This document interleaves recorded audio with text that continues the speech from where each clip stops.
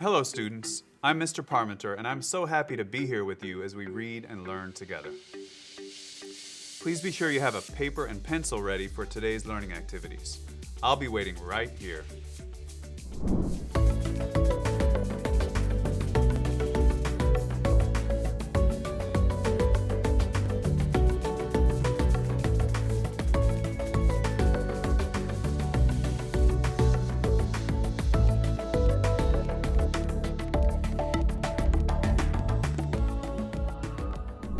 Welcome back.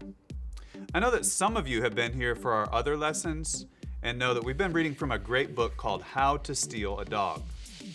This book was written by an author named Barbara O'Connor who lives right here in North Carolina in a city called Asheville. If you tuned in earlier, you know that How to Steal a Dog is the story of a girl named Georgina who's going through a very difficult time in her life because her father has left and her family has been put out of their apartment and is living in a car. Georgina sees a poster on a telephone pole one day, and it's a reward poster for a lost dog offering $500 to the person who finds and returns the dog. She comes up with an idea to steal a dog and then return it to the owner. Why did she want to do that? Tell me what you remember. That's right. She thought she could get $500, which she could then use to pay rent for a place to live, so her family wouldn't have to stay in their car anymore. Georgina finds a small black and white dog named Willie, and she steals him. Later she learns that the owner is a lady named Carmela, but when she goes inside Carmela's house, she can see that Carmela doesn't have the kind of money to pay a big reward. She's actually struggling with money also, and she's heartbroken about losing her dog. Georgina eventually decides to give the dog back to Carmela and tell the truth about everything, about her dad leaving, about living in the car, about stealing Willie, everything. She's afraid Carmela might be angry or even call the police, but she knows it's the right thing to do, and so she does it anyway. When she hears the truth, Carmela shows empathy towards Georgina, and we talked about how that word empathy means the ability to understand and share the feelings of others. Do you remember what Carmela said to Georgina? What did she say? Excellent. She said, bad times can make a person do bad things. And then she invited Georgina to come back the next day and take Willie for a walk. How to Steal a Dog is just an amazing book full of adventure and surprises and memorable characters, and I really hope that you'll check it out from the library and read the whole thing yourself, because I know that you'd love it. But today, we're going to take a deeper dive into the text with a closer look at some of the words Miss Barbara O'Connor chose to include in her book and see if we can figure out why she chose those words.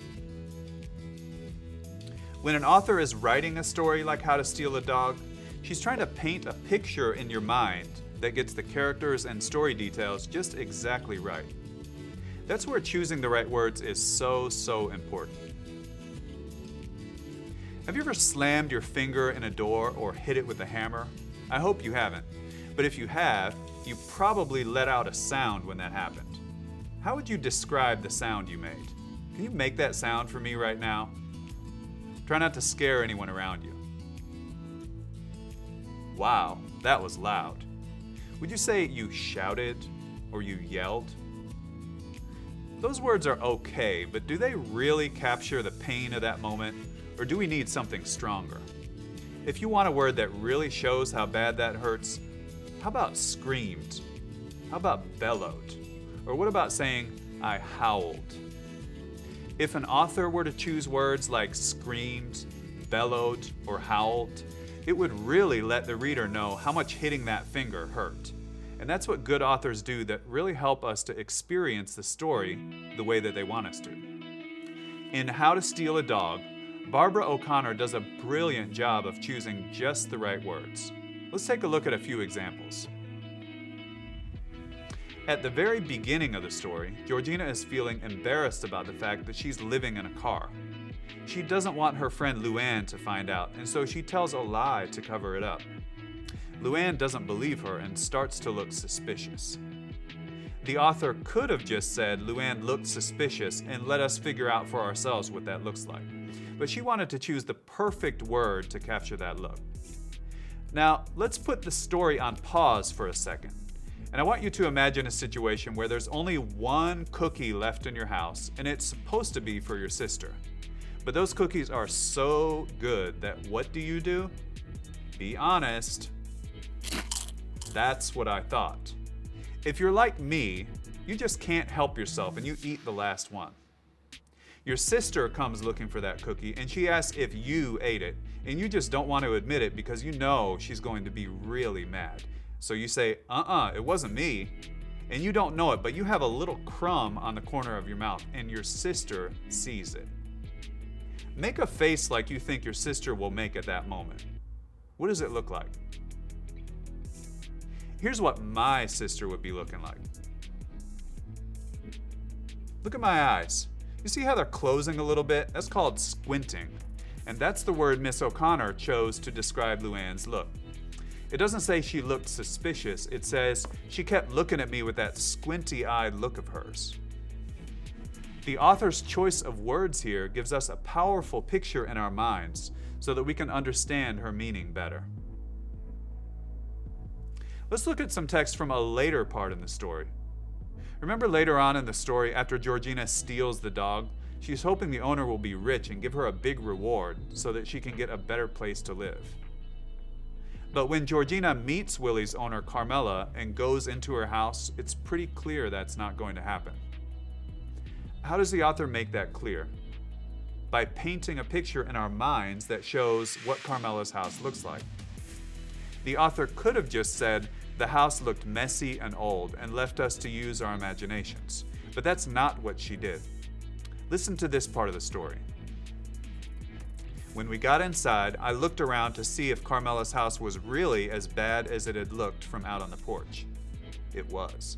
A big, lumpy couch covered with a bedspread and piled with clothes and newspapers. A coffee table littered with soda cans and dirty dishes. A card table with a half-finished jigsaw puzzle. Shelves built into the wall were jammed with ratty-looking books, piles of papers, an empty fish tank, and a bowling trophy. Instead of the rose-covered carpet I had pictured, the wooden floors were bare and worn. Notice how these carefully chosen words help to paint a picture of Carmela's house that shows us what her life is like. The lumpy couch, littered with soda cans and dirty dishes, the ratty books, the bare and worn floors. And because of this word choice, we are able to understand that Georgina's plan to get that money is in trouble. Carmela just doesn't have it. Last of all, remember the part of the story where Georgina lets the dog Willie go back to Carmela's house? When Carmela tells Georgina that her dog has returned, the author says, "Georgina," Carmela squealed from inside. Guess what? The word squealed captures the emotion that Carmela is feeling about getting back the dog that she loves so much. Georgina goes inside, and Carmela is frying Willie up some sausages as a special treat to welcome him back. And he's pretty hungry because he didn't eat very well when Georgina had him.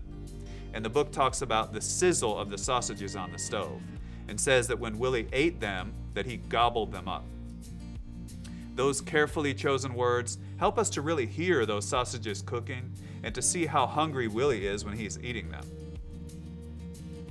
We've been learning how by choosing just the right word for a situation, the author can capture the exact feeling that she wants.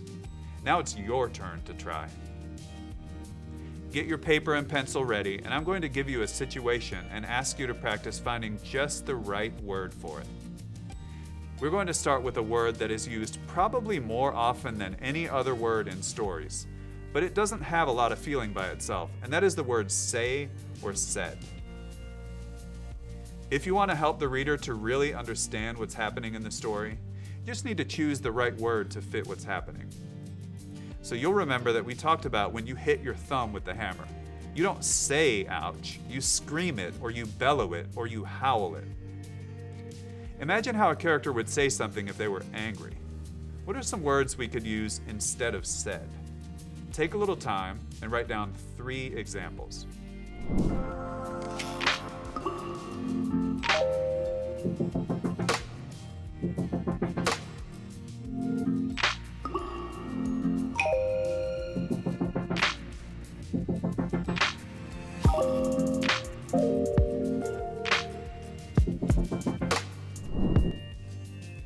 read those out to me and then let's see what you got. Great job. I bet some of you put growled. That's a word that really captures anger well. Or how about snapped? That could be a good one. Anyone get lashed out?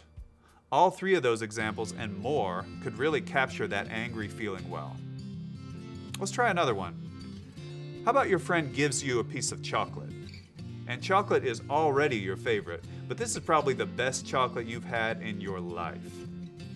The word good just isn't strong enough to explain how it tastes.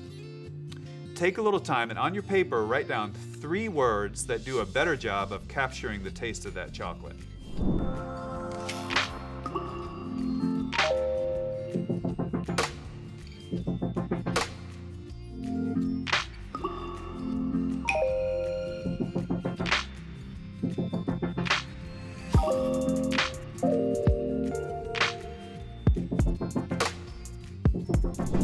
Okay, let's hear your 3 perfect words to describe how that chocolate tastes.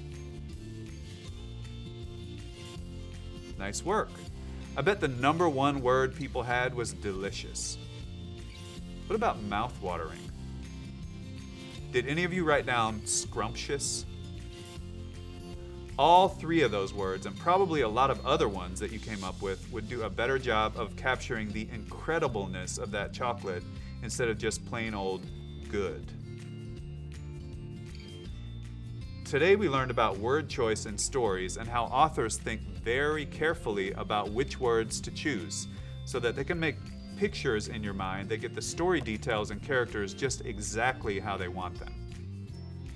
When you're reading on your own, be sure to watch out for perfect words the author is choosing. Or better yet, try to choose them yourself when you're writing or speaking.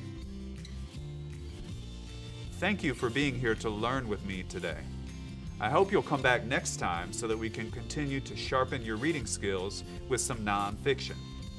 Have a great day.